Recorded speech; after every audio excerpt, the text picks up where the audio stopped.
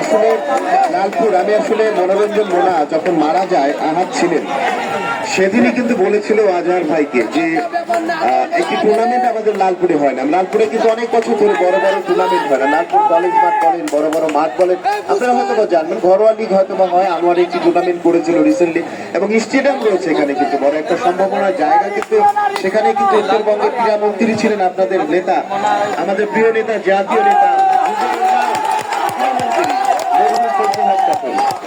তার অনুদান এবং অনেক মানুষকে চাকরি দিয়েছিলেন যুব সমাজকে।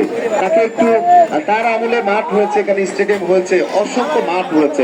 অনেক বছর জানি না কি কারণে খেলা নেই। এবছরে এসে আমি আপনাদের লালপুরবাসী করা হয়েছে মনোরঞ্জন মোনাকে একটু স্মরণ করা যায় কিনা, যেহেতু মোনা ঢাকা মাঠের খেলোয়াড় ছিলেন, আপনাদের লালপুরের সন্তান। সত্যি লালপুর উপজেলা, বিশেষ করে বাগাতিপাড়া লালপুর উপজেলা সবচেয়ে বেশি বাংলাদেশে রেকর্ডে কিন্তু বাংলাদেশ সে বেশি টুর্নামেন্ট হয়তো 16 টিমের খেলা হচ্ছে, 8 টিমের খেলা হচ্ছে। আপনারা জেনে রাখবেন যে এই সালামপুর সহ লালপুর উপজেলাতে বাংলাদেশের মধ্যে রেকর্ড খেলা হয়েছে, আমাদের রেকর্ড রয়েছে অসংখ্য মাত্র।